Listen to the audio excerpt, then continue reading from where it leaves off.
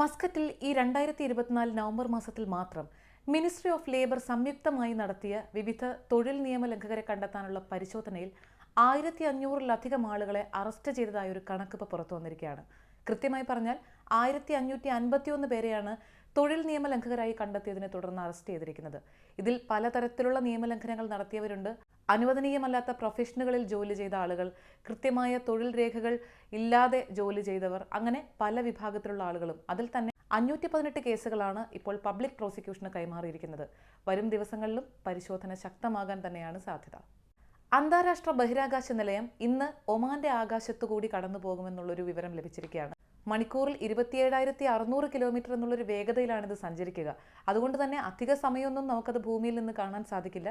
എങ്കിലും ഇന്ന് വൈകുന്നേരം 2024 ഡിസംബർ 3-ാം തീയതി ചൊവ്വാഴ്ച വൈകുന്നേരം 6:31 ഏകദേശം ഒരു 3 മിനിറ്റ് സമയം നമുക്ക് ഭൂമിയിൽ നിന്ന് ഇത് ആകാശത്തുകൂടി കടന്നു പോകുന്നത് കാണാൻ സാധിക്കുമെന്നാണ് ഇതുമായി ബന്ധപ്പെട്ട വൃത്തങ്ങൾ അറിയിച്ചിരിക്കുന്നത്.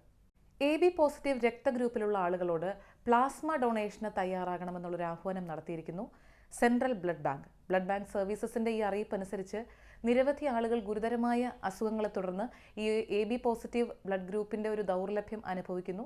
ബ്ലഡ് ബാങ്കിൽ ബൗഷറിലുള്ള സെൻട്രൽ ബ്ലഡ് ബാങ്കിൽ ഇതിന് തയ്യാറുള്ള ആളുകൾ നേരിട്ട് എത്തണമെന്നുള്ളൊരു വിവരവുമാണ് നൽകിയിരിക്കുന്നത്. ഒമാൻ ഭരണാധികാരി സുൽത്താൻ ഹൈത്തം ബിൻ താരിഖിന്റെ 3 ദിവസത്തെ ബെൽജിയം സന്ദർശനത്തിന് തുടക്കമായി. ബെൽജിയം രാജാവിന്റെയും രാജ്ഞിയുടെയും പ്രത്യേക ക്ഷണം സ്വീകരിച്ചാണ് അദ്ദേഹം അവിടെ എത്തിയിരിക്കുന്നത്. നിരവധി കരാറുകളിൽ ഭരണാധികാരികൾ ഒപ്പുവെക്കുമെന്നും അറിയാൻ സാധിക്കുന്നു. തുറമുഖം, ഊർജം, പ്രതിരോധം, ബഹിരാകാശം തുടങ്ങിയ മേഖലയിൽ ഇരു രാജ്യങ്ങളും സംയുക്തമായി മുന്നോട്ടു പോകേണ്ടതിന്റെ ആവശ്യകതയെക്കുറിച്ചും ഇതിനു വേണ്ട നിരവധി പദ്ധതികളെക്കുറിച്ചുള്ള ചർച്ചകളുമെല്ലാം ഇതിനോടനുബന്ധിച്ച് നടക്കും.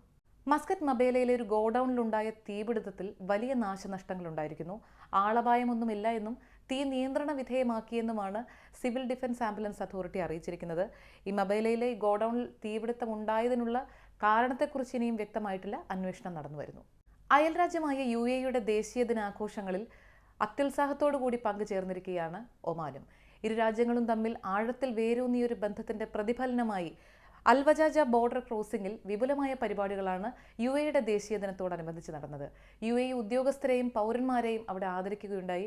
റോയൽ നേവിയുടെ ബാൻഡിന്റെ നേതൃത്വത്തിലുള്ള സംഗീത പരിപാടിയും ഒമാനി പൈതൃകം വിളിച്ചോതുന്ന തനത് കലാരൂപങ്ങളും UAE-യോടുള്ളൊരു ആദര സൂചകമായി അവിടെ അവതരിപ്പിച്ചു. മസ്കറ്റിലുള്ള UAE എംബസിയുടെ നേതൃത്വത്തിലും വിവിധ പരിപാടികൾ നടന്നു. Oman Malayalam special updates 2024 December 3 ചൊവ്വാഴ്ച.